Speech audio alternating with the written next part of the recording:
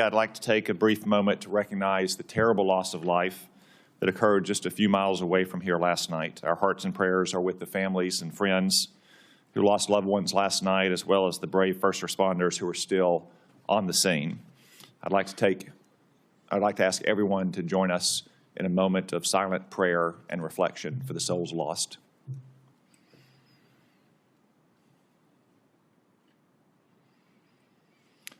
Thank you. Next, I want to remind everyone in attendance here that while you are all welcome to observe today's hearing, I will not allow or tolerate disruptions from the audience. Audience members may not verbally or physically distract from the hearing, including by shouting, standing, raising signs, or making gestures that block the view of other members of the audience or the cameras for those watching on television or online. Anyone who does so will be removed immediately by the Capitol Police and banned from return. Welcome, everyone, to this hearing on President Trump's nomination of Tulsi Gabbard to be the Director of National Intelligence. Ms. Gabbard, welcome to the Senate Intelligence Committee. I also want to welcome your family in attendance today, including your husband, Abraham, your mother, Carol, and your sister, friend Dobbin. I also want to acknowledge some very special friends of yours, Dakota Myers and Pat Payne, both Medal of Honor recipients. Gentlemen, on behalf of a grateful nation, I extend my deepest thanks to you and the heroes with whom you served.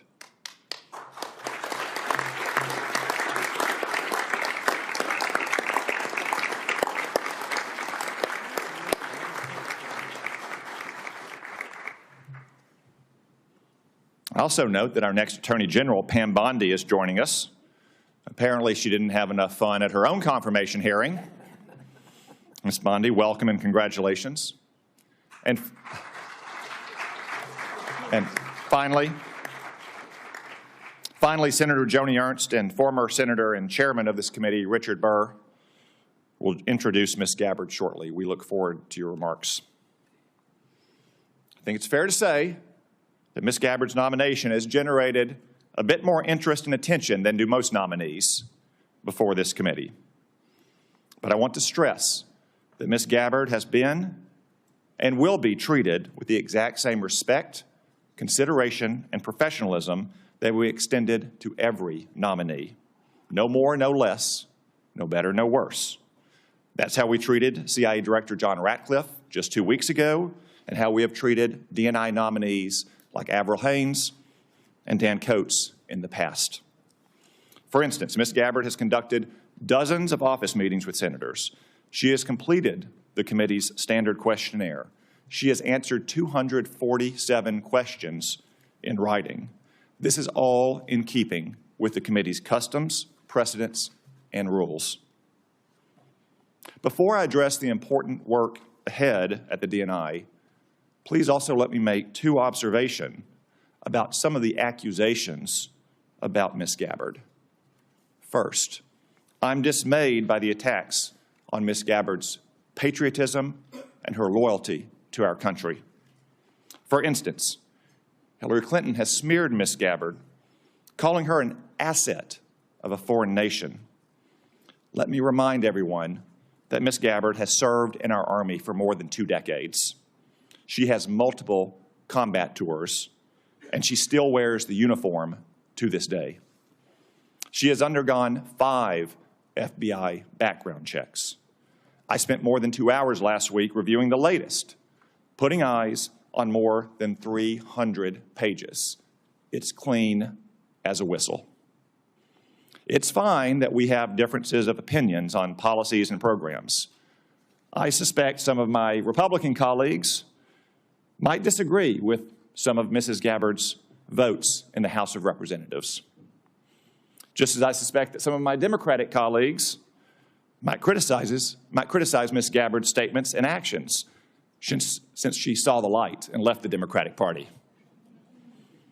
But I sincerely hope that no one today will impugn Ms. Gabbard's patriotism and integrity.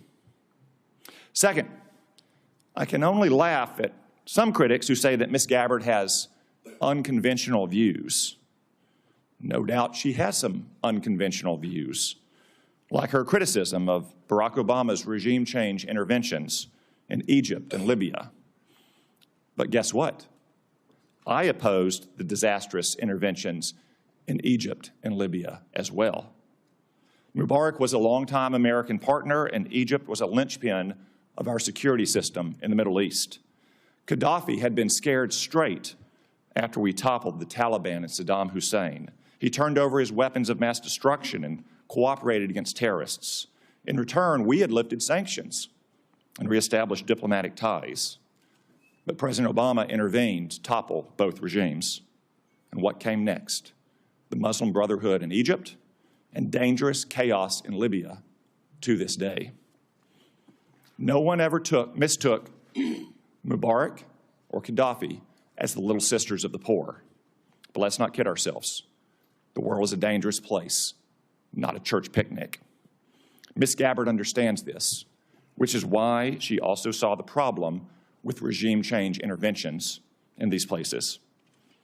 The vast number of governments throughout history and still today are not democratic.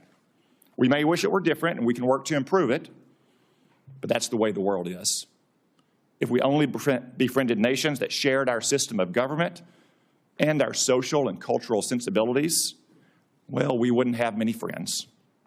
In a fallen world, we have to take our friends where we find them.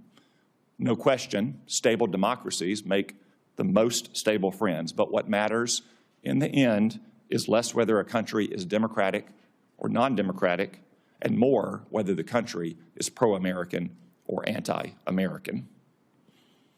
I'll confess that those views may be somewhat unconventional, but look at where conventional thinking has got us. Maybe Washington could use a little more unconventional thinking. And I'm sure that the Office of the Director of National Intelligence could use more unconventional thinking. Ms. Gabbard, I submit that if confirmed, the measure of your success will largely depend on whether you can return the ODNI to its original size, scope, and mission. When Congress created the ODNI, we intended to put one office in charge to manage the different agencies of the intelligence community. Congress intended the ODNI to be a very lean organization that would use small staffs to execute specific tasks. Congress in no way wanted yet another unruly bureaucracy layered on top of an already bureaucratic intelligence community. Unfortunately, 20 years later, that's exactly what the ODNI has become. Incredibly, the ODNI now is now larger than any agencies it was established to manage. It has 15 offices and centers, which have many subunits within them. The ODNI staff is measured in the thousands, when it should be measured in the dozens, or maybe a few hundred. I promise that's going to change. I intend to get personnel at the ODNI back to their home agencies doing real intelligence work, not bureaucratic make work. I also expect to cap the size of the ODNI. Ms. Gabbard, if confirmed, I hope you'll be a partner in these vital efforts. Another example of bureaucratic mission creep and empire building is what's come to be known in the intelligence community as DNI taxes. The ODNI levies these so-called taxes on other agencies, shifting and directing funds away from the intelligence community's core mission to the whims and fancies of any particular DNI. That practice, which seems to have grown and run rampant under Director Haynes, is also going to stop. Ms. Gabbard, if confirmed, you have a lot of work ahead of you. And as chairman of this committee, I'm committed to ensuring that we see it all the way through. At this moment, I'll now recognize Senator Risch for a brief statement.